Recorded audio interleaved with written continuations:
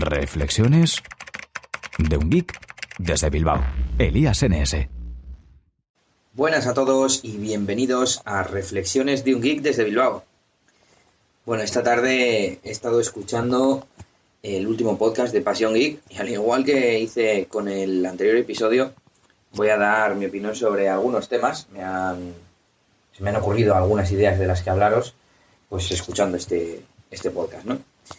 Para empezar, el nombre que le he dado a este episodio, que es copias de seguridad. Han estado hablando de dónde tener las cosas alojadas, porque se llamaba el podcast Reordenando, ¿no? Que se van a quitar de ciertos servicios de redes sociales, de servicios de almacenamiento, servicios, de distintos tipos de internet, ¿no?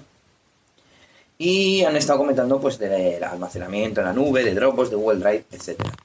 Pues esto me ha hecho pensar en un tema que ya tenía pensado hablar en el podcast, que es las copias de seguridad. Bueno, pues os voy a comentar cómo pienso que deberían ser, cómo deberíamos hacer las copias de seguridad, cómo las hago yo, etcétera. Para el que no lo sepa, que espero que seáis pocos, las copias de seguridad se trata simplemente de salvar nuestros datos pues en más de un sitio, ¿no? El contenido original es simplemente el contenido y la copia de seguridad pues es una copia para evitar posibles problemas del propio dispositivo físico que las almacena o de corrupción de datos o de cualquier cosa, ¿no? Por un lado, han estado hablando bastante en Pasión Geek del tema de la nube, de Dropbox, de Google Drive. Yo este tipo de servicios no lo veo como la fuente principal o la forma principal o más importante para hacer copias de seguridad. ¿Por qué? Pues porque dependes de internet, porque tiene una limitación por tanto de velocidad y ya por no meternos en tema de seguridad y privacidad, de dónde están nuestros datos, quién los ve y todas estas cosas, ¿no? Yo sobre todo los servicios en la nube los utilizo para compartir, sincronizar y colaborar. Por ejemplo, yo utilizo un montón Dropbox, ya he dicho que me gusta ese servicio muchas otras veces en este podcast y lo utilizo por un lado pues a modo de pequeña caja mágica donde aparecen mis capturas de pantalla, las fotos de mi smartphone, ¿qué más? Archivos que intercambio con otras personas mediante carpetas compartidas y cosas así, ¿no? Google Drive, que es similar, lo utilizo más para más trabajo colaborativo en documentos y demás, no lo utilizo como almacén Google Drive. Y así es como veo yo el tema de los servicios en la nube. Y luego, en cuanto a las copias de seguridad, las hago en local, normalmente.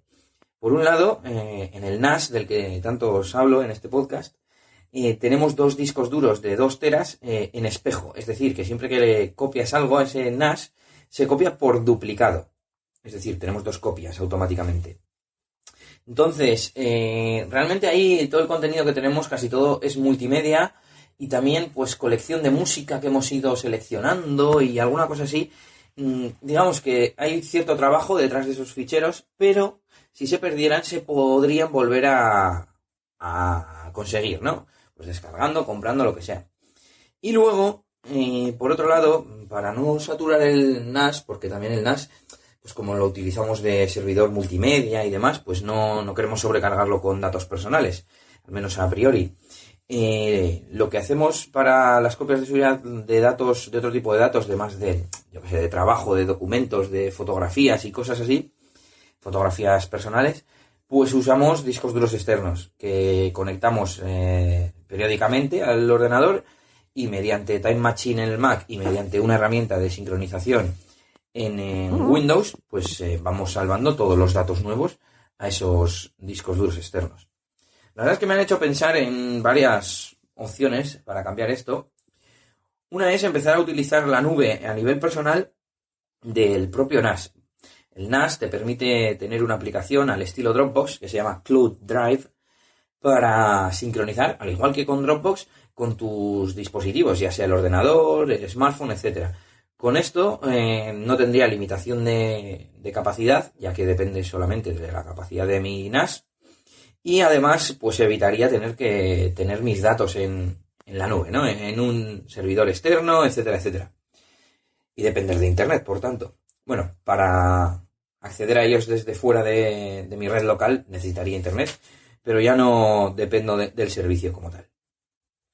Y también el tema de la copia de seguridad. Tengo que mirar a ver cuánto espacio tengo en el NAS ocupado.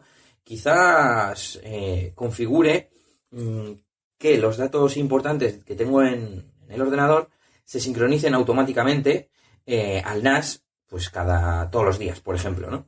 Y no tener ni siquiera que enchufar el disco duro externo, que activar ese programa de sincronización, etcétera.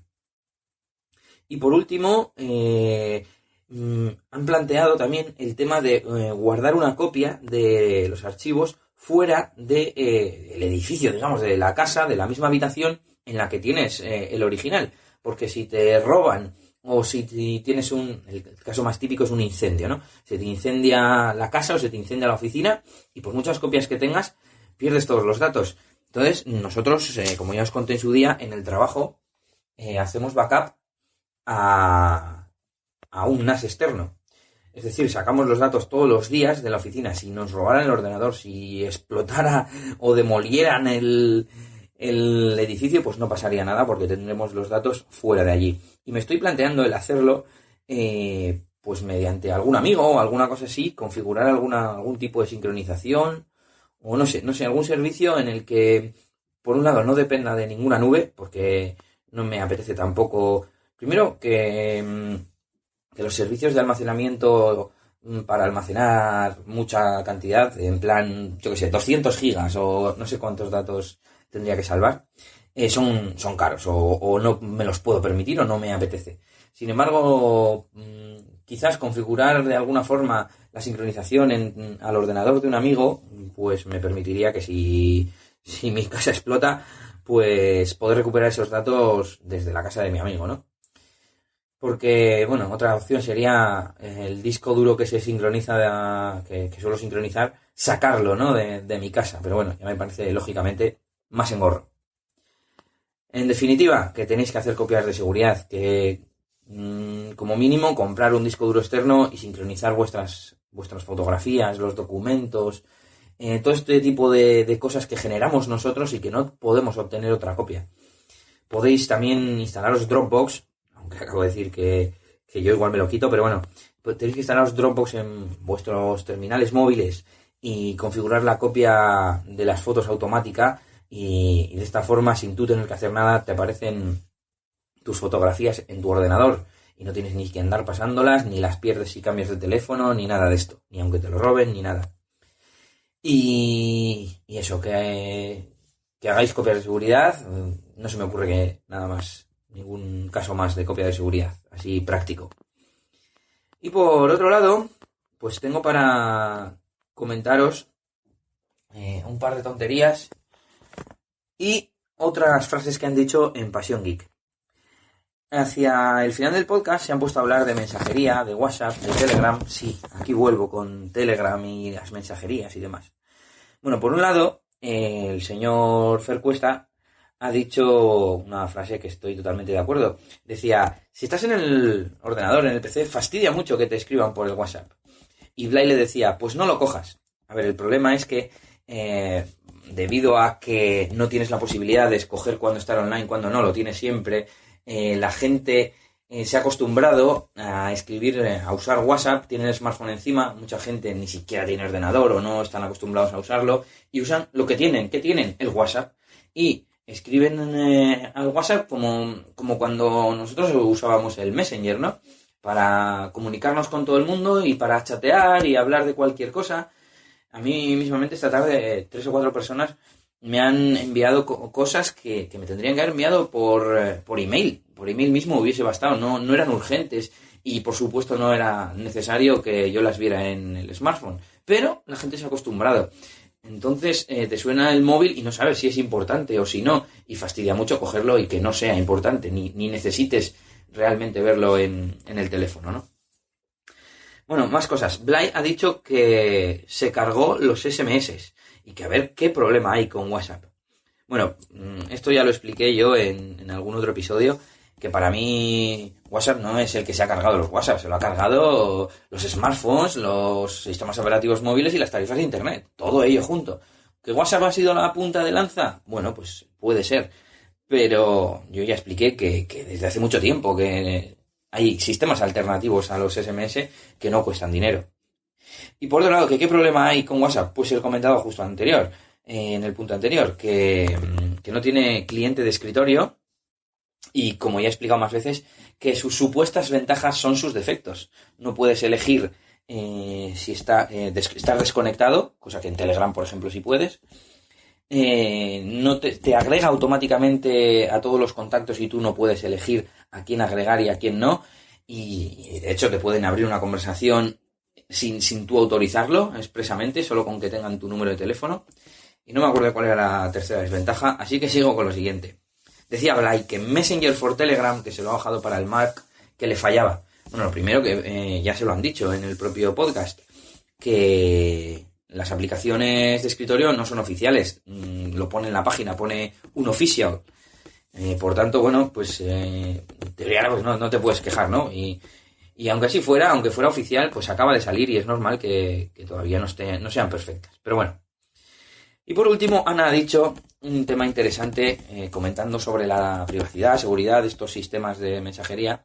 Decía, si tú subes algo a la red, asúmelo. O sea, que ella asumía, ¿no? Que como que cualquier cosa, no lo ha llegado a decir, pero insinuando que ella asume que cualquier cosa que sube a la red puede aparecer y no, que lo entiende, o no sé cómo decirlo, ¿no? Yo creo que no debería ser así. No deberíamos tener esa concepción. La red, internet, o no sé cómo llamarlo, no es más que una tecnología, una herramienta. Y en función de los términos del servicio, del servicio al que estemos usando, pues debería cumplirse unas ciertas normas o leyes o condiciones de privacidad. Entonces, realmente si el protocolo de un sistema de mensajería es mejor que otro, es más seguro, pues deberíamos tenerlo en cuenta.